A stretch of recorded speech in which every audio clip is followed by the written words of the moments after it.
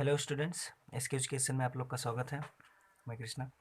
आज हम आप लोग को प्रश्नावली 4.1 के भाग 2 को पढ़ाएंगे। इसके पहले हम लोग भाग 1 में द्विघात समीकरण को पहचानना सीख गए थे। आज हम लोग देखेंगे द्विघात समीकरण कैसे बनाया जाएगा। जो सवाल लिखा रहेगा उसको दो घात समीकरण के रूप में व्यक्त करना होगा।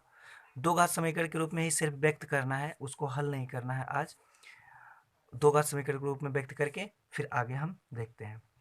जैसे यहाँ पे लिखा गया है एक पहला सवाल कि एक आयताकार भूखंड का क्षेत्रफल 528 वर्ग मीटर है, तो क्षेत्र की लंबाई चौड़ाई के दोगुने से एक अधिक है, और जो लंबाई वो मीटर में है से एक अधिक है। और ये भी चीज़ बोला है कि हमें भूखंड की लंबाई और चौड़ाई भी ज्ञात करनी है। तो हम आप लोग को क्या बताएंगे कि उसका द्विघात समीकरण का रूप बताएंगे। द्विघात समीकरण का रूप बताएंगे, फिर आइए देखते हैं। तो सबसे पहले हम जान लेते हैं कि आयत क्या है, आयत का क्षेत्रफल क्या होता है, उसके बारे में जान लेते हैं। जैसे लिखा गया है कि आयत आयत क्या है। जैसे एक आपका एक क्या है, आयत है। आयत में क्या होता है कि जो आयत की लंबाई होती है वो चौड़ाई से क्या होती है, अधिक होती है। और आयत का प्रत्येक मान कितने अंश का होता है, 90 अंश का होता है। आयत का जो प्रत्येक मान होता है वो कितने अंश का होता है, 90 अंश का होता है। या आप बोल सकते हो आयत में आपस की जो आमने सामने की लंबाइयाँ होती हैं वो क्या होती हैं, समान होती हैं। तो कुछ भी बोल सकते हो। तो आयत जो है जिसकी लंबाई यानी कि जिसकी लंबाई चौड़ाई से क्या हो, अधिक हो, आयत कहलाते हैं। जैसे अगर अब आपसे पूछे कोई आयत का क्षेत्रफल क्या होता है, तो आयत का जो क्षेत्रफल होता है वो लंबाई गुणे चौड़ाई होता है। और इसी बात एक चीज़ और जान लीजिए कि जो आयत का परिमाप होता है वो आयत का परिमाप होता है 2 गुणे लंबाई धन चौड़ाई होता है। तो आयत के बारे में आप लोग ये जान चुके हो, आयत में लंबाई होती है और चौड़ाई। तो चलिए देखते हैं सवाल को हम सॉल्व करते हैं। बोला है क्या, तो बोला एक आयताकार भूखंड है। एक आयताकार क्या है, एक आयत है जिसकी लंबाई और ये है इसकी चौड़ाई। बोला है एक आयताकार भूखंड जिसका क्षेत्रफल 528 वर्ग मीटर। क्या बोला है, आयत का क्षेत्रफल, यानी कि आयत का जो क्षेत्रफल है वो क्षेत्रफल जो दिया है वो क्षेत्रफल दिया है कितना, 528। किसका, आयत का। जो आयत का क्षेत्रफल है वो क्या दिया है, 528 है। तो आयत का जो क्षेत्रफल होता है वो कितना होता है, लंबाई गुणे चौड़ाई बराबर कितना दिया है, 528 दिया है। लंबाई गुणे चौड़ाई बराबर कितना दिया है, 528 दिया है। अब आपको बोला है सवाल में एक चीज़ और कि जो क्षेत्र की लंबाई है, यानी कि जो क्षेत्र की लंबाई है वो चौड़ाई के, ये देखिए चौड़ाई के, जो क्षेत्र की लंबाई है वो चौड़ाई के 2 गुने से एक अधिक है। तो पहले तो चौड़ाई के बारे में बोला तो हम चौड़ाई मान लेंगे। तो चौड़ाई बराबर हम क्या मान लेंगे, माना चौड़ाई बराबर हम क्या मान लेंगे, x। और जो लंबाई की बात की है, लंबाई क्या दिया है, लंबाई बोला है कि चौड़ाई के 2 गुने से, जो चौड़ाई के 2 गुने से एक अधिक है क्या, आयत की लंबाई। तो जो आयत की लंबाई है उसके चौड़ाई के 2 गुने से एक अधिक है। तो ये किसका मान आ गया, लंबाई का मान आ गया। और चौड़ाई का मान क्या है, x दिया है। लंबाई का मान तो क्या हो जाएगा, लंबाई बराबर आपका हो जाएगा 2 गुणे, और चौड़ाई आप लोग क्या माने हो, x प्लस 1, यानी कि कितना आ जाएगा, 2x प्लस 1 आ जाएगा। 2x प्लस 1 आ गया लंबाई, और चौड़ाई का मान आ गया क्या, x। तो आपका जो आयत का क्षेत्रफल दिया गया है, तो क्षेत्रफल बराबर क्या है, लंबाई गुणे चौड़ाई बराबर दिया गया है 528। तो लंबाई का मान कितना, 2x प्लस 1 गुणे चौड़ाई का मान कितना, x बराबर कितना, 528। तो अब x का गुणा कर दो इसमें, तो कितना आ जाएगा, 2 x मिलकर क्या हो जाएगा, x square, 2x² plus x बराबर 528। तो फिर क्या हो जाएगा, 2x² प्लस एक्स, इधर प्लस 528, इधर आके क्या हो जाएगा, माइनस 528 बराबर क्या आ गया, 0। और हमें इस सवाल में क्या बोला है, सिर्फ द्विघात समीकरण के रूप में ही व्यक्त करना है। किसमें, द्विघात समीकरण के रूप में व्यक्त करना है। तो द्विघात समीकरण के रूप में व्यक्त करना है, तो बस इसको हम इसी पे छोड़ देंगे। बाकी आगे वाली जो प्रश्नावली है, आगे वाली प्रश्नावली में इसको सॉल्व भी करना भी सिखाया जाएगा, यानी कि हल करना भी सिखाया जाएगा। हालांकि आपको अभी द्विघात समीकरण को हल करना सिखाया नहीं गया, आगे वाली प्रश्नावली में आप लोग वो भी सीखोगे। लेकिन यहाँ पे सिर्फ इतना ही बोला है, तो आप लोग इतना ही करो, क्योंकि जितना बोला है बस उतना ही करो। तो फिर आगे देखते हैं अगला सवाल। अगला सवाल क्या बोला है, बोला है, चलिए क्वेश्चन नंबर दूसरा बोला है कि दो क्रमागत धनात्मक पूर्णांकों का गुणनफल कितना है, 306 है। 306 है। और फिर हमें पूर्णांक याद करना है। तो वो जो बोला कुछ को नहीं, ये वाला चीज़ देखिए क्या बोला है कि दो क्रमागत धनात्मक पूर्णांकों का गुणनफल 306 है। पूर्णांक जो होते हैं दो होते हैं, एक धनात्मक होता है एक ऋणात्मक, यानी कि जीरो के इधर की सभी वैल्यू जो होती है वो ऋणात्मक, जीरो के इधर के मान सभी क्या होते हैं धनात्मक। तो कर्मागत का बात बोला है, तो कर्मागत क्या, यानी कि कर्मागत मतलब क्रम में, जैसे कर्मागत 1 2 3 4, एक के बाद क्या दो, दो के बाद क्या तीन, तीन के बाद क्या चार, क्रम में है, यानी कि ये सभी मान क्या है कर्मागत में है। तो उसी तरह से यहाँ पे बोला है धनात्मक पूर्णांक कर्मागत में हो, तो पहले तो हम मान लेंगे माना कर्मागत, माना कर्मागत, माना कर्मागत जो पूर्णांक है वो हम मान लेंगे पूर्णांक। पहले एक मान लेंगे एक है एक्स, इसके बाद का दूसरा कर्मागत जो आ जाएगा वो क्या आ जाएगा एक्स प्लस वन। कर्मागत मतलब एक एक्स है तो दूसरा एक्स प्लस वन हो जाएगा, पहला एक तो दूसरा दो, एक्स एक्स प्लस वन हो गया। फिर क्या बोला है शर्त इसमें बोला है कर्मागत यानी कि क्रम में होना चाहिए। देखिए एक्स है तो इसके बाद तुरंत क्या आता है, जैसे समझ लो एक्स प्लस जीरो, तो एक्स प्लस जीरो है तो एक्स तो रहेगा ही, एक्स के बाद जीरो के बाद क्या कर दो फिर एक कर दो, तो क्या आ गया एक। चलिए देखते हैं उसका गुणनफल, यानी कि कर्मागत गुणनफल मान कितना दिया है 306 दिया है। तो इसका और इसका गुणनफल का मान कितना दिया है 306, तो यानी x गुणे एक्स प्लस वन बराबर कितना दिया है 306 दिया है। इसका गुणा कर लो तो x का x में करोगे तो कितना मान आ जाएगा एक्स स्क्वायर प्लस एक्स आ जाएगा, बराबर कितना मान आ जाएगा 306 आ जाएगा। तो एक्स स्क्वायर प्लस एक्स, इधर प्लस 306 इधर आके क्या हो जाएगा माइनस 306 हो जाएगा, बराबर जीरो हो जाएगा। तो x square plus x minus 306 बराबर जीरो आ गया। तो ये क्या हो जाएगा, ये भी इसका क्या हो जाएगा द्विघात समीकरण रूप में। क्यों, क्योंकि ये देखिए A X square plus B X plus C बराबर जीरो के रूप में है, और इस समीकरण जो दिया गया है इस समीकरण में एक्स की जो घात है वो अधिकतम कितनी है दो है, तो जब अधिकतम घात दो है तो यानी कि क्या हो जाएगा इसका द्विघात समीकरण हो जाएगा ये। अब आते हैं अगले सवाल दूसरे का तीसरे पे। तीसरा सवाल इस प्रकार से है, बोला है कि रोहन की माँ उससे 26 वर्ष बड़ी है। किसकी माँ, रोहन की माँ किससे बड़ी है, रोहन से 26 वर्ष बड़ी है। अच्छा आप लोग बताइए कि जो रोहन है और उसकी माँ, तो रोहन हमेशा छोटा बच्चा होगा, माँ क्योंकि माँ क्या होती है हमेशा बड़ी होती है, और छोटे बच्चे क्या होते हैं छोटे ही होते हैं। माँ की आयु हमेशा बड़ी होती है, छोटे बच्चों की कम होती है। फिर क्या बोला है उनकी आयु का गुणनफल अब से 3 वर्ष बाद 360 हो जाएगी। ये बात समझने वाली है। तो देखिए क्या बोला है, पहले हम यहाँ से यहाँ तक समझेंगे कि ये बोला क्या है, इसको हम समीकरण के रूप में व्यक्त कैसे करेंगे। तो बोला है रोहन की आयु उससे 26 वर्ष बड़ी, किससे रोहन से 26 वर्ष बड़ी है। तो पहले हमें रोहन की आयु पता नहीं है तो हम रोहन की आयु मान लेंगे, माना रोहन की आयु क्या हो जाएगी, रोहन की आयु बराबर क्या मान लेंगे एक्स वर्ष है। तो जो रोहन की आयु है वो क्या है एक्स वर्ष है। तो उसकी माँ की आयु किसकी, रोहन की माँ की आयु, तो जो माँ की आयु है वो कितनी हो जाएगी, रोहन से कितने वर्ष बड़ी है बेचारी, रोहन से 26 वर्ष बड़ी है, किसकी रोहन की माँ। तो रोहन का अगर एक्स है तो रोहन की माँ कितनी बड़ी हो जाएगी 26 वर्ष बड़ी, यानी कि एक्स में 26 वर्ष बड़ा हो जाएगा। जैसे अगर बोले कि आपके भाई की आयु 12 वर्ष है, आपके भाई की वर्ष 12 वर्ष है और आप उससे 2 वर्ष बड़े हो, तो भाई की वर्ष 12 तो आप उससे 2 वर्ष बड़े हो, तो मतलब कितना हो जाएगा 14 वर्ष हो जाओगे। आप 2 वर्ष बड़े हो मतलब 14 वर्ष के हो जाओगे।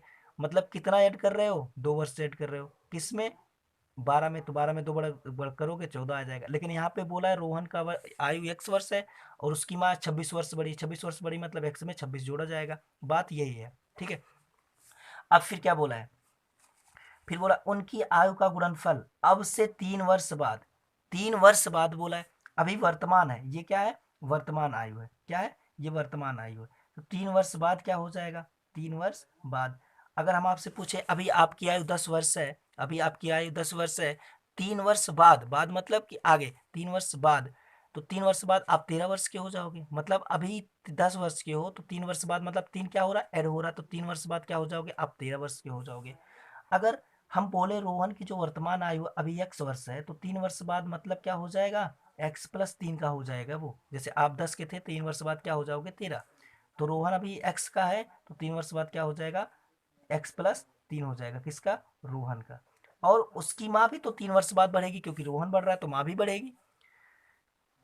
जैसे आप लोग घर पे रहते हो तो घर के हर प्रत्येक सदस्य हर साल एक एक साल बढ़ता है, उसी तरह से यहाँ पे भी तो माँ की जो आयु होगी, तो जो अभी माँ की आयु क्या वर्तमान में कितनी है एक्स प्लस 26 है, तो 3 वर्ष बाद बोला है, तो 3 यहाँ पे भी ऐड हो जाएगा, तो कितना आ जाएगा 26 और 3 कितना हो जाएगा x प्लस 29 हो जाएगा। तो फिर बोला क्या है, इस सवाल में बोला है कि गुणनफल, अब वही चीज बोला है 3 वर्ष बाद, तो उनकी आयु का गुणनफल, उनकी आयु का गुणनफल अब उससे 3 वर्ष बाद, ये 3 वर्ष बाद, 3 वर्ष बाद कितना हो जाएगा 360। तो क्या करोगे गुणनफल 3 वर्ष बाद वाला, तो x प्लस 3 और x प्लस 29 दोनों का गुणनफल कितना हो जाएगा 360 हो जाएगा। आप लोग क्या करोगे गुणा करोगे, तो x का x में करोगे x स्क्वायर, फिर x का 29 में करोगे 29x प्लस 3 का 3 में करोगे 3x प्लस 29, यहाँ कितना आ जाएगा 3, 3 9 27 7, 3 दूनी 6, 6 2 8,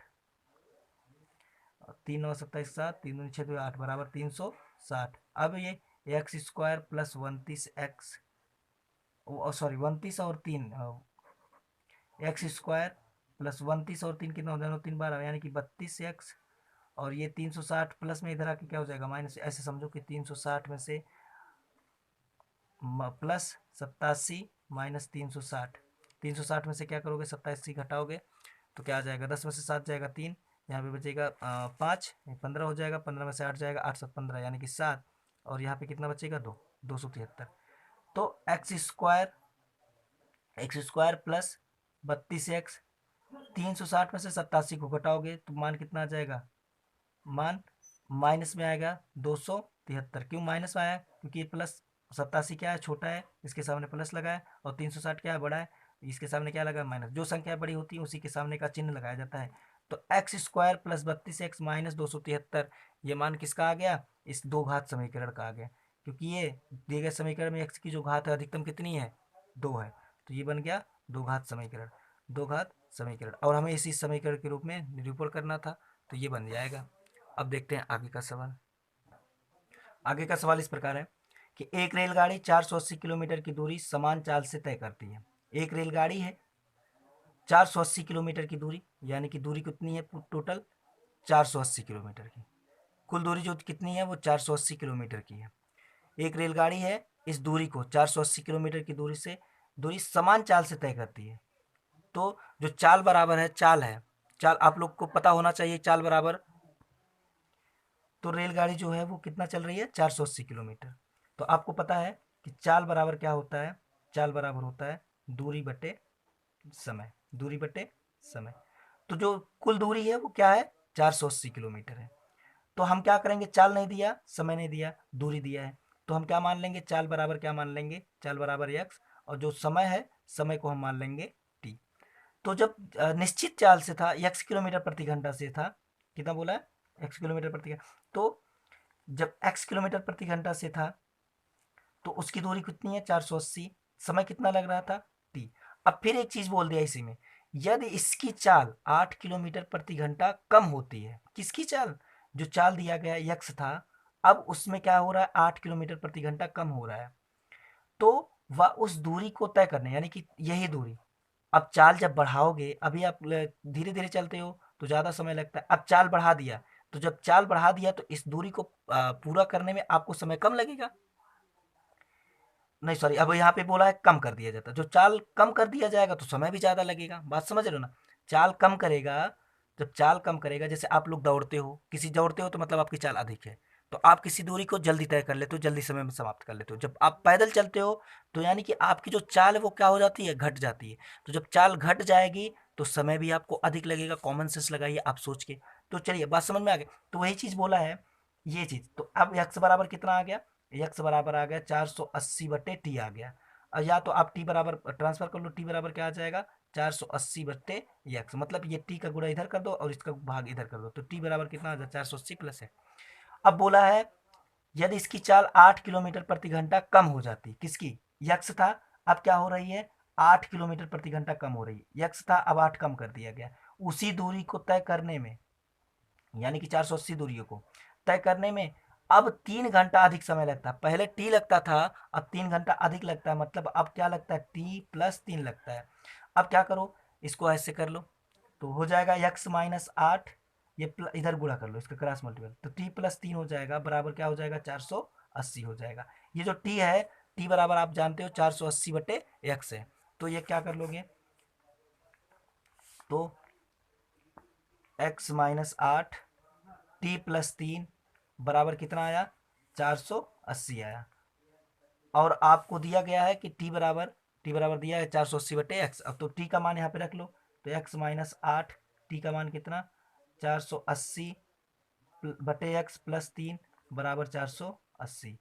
तो क्या आ जाएगा, एक्स माइनस 8 इसका हल कर लो तो क्या आ जाएगा 480, एक्स का 3 में करोगे तो कितना आ जाएगा 3x। अब इधर भाग में है तो इधर गुणा कर दो, क्या आ जाएगा 480, और एक्स का इधर कर दोगे तो एक्स आ जाएगा। बात समझ रहे हो ना। तो अब एक्स का गुणा करो तो कितना आ जाएगा 480 एक्स आ जाएगा। फिर एक्स का इसमें करो, इसमें किए अब इसमें करो तो कितना आ जाएगा प्लस 3x²। अब इसका हो गया, अब माइनस का इसमें करो तो माइनस 8 शून्य शून्य 8 अठाई 64, यानी कि इसका आ जाएगा 4, और फिर 8 चौक 32, 32 6 38, लगभग समथिंग है 3840। और फिर यहाँ पे करोगे इसके साथ तो माइनस लगे 8 त्रिक 24 एक्स बराबर क्या 480 एक्स। ये देखिए 480 एक्स, ये भी प्लस में ये भी प्लस में, दोनों क्या हो जाएंगे, कट जाएंगे। तो मान जो बचेगा वो कितना बचा, 3x² माइनस 3840 माइनस 24x बराबर 0। अब इसको हम लिख सकते हैं 3x² माइनस 24x माइनस 3840 बराबर 0। ये भी आपका द्विघात समीकरण के रूप में बन गया। अभी आपका आप कॉमन कर सकते हो, जब कॉमन करोगे तो 3 कॉमन करोगे तो यहाँ पे करना आ जाएगा x², 3 8 24 यानी कि 8x, और 3 से भाग दोगे यानी कि कितना आ जाएगा, 3 से भाग दोगे तो जब 3840 में 3 से भाग करोगे तो इसका जो मान आ जाएगा वो आ जाएगा 1280 बराबर क्या आ जाएगा 0। तो जो आपका समीकरण बना वो क्या बन गया, x² माइनस 8x माइनस 1280 बराबर 0। यह आ जाएगा x² माइनस, अब कहीं 128 दिया है आपके आंसर में, कहीं कहीं 128 दिया तो 128 ना दिया, वो 1280 है।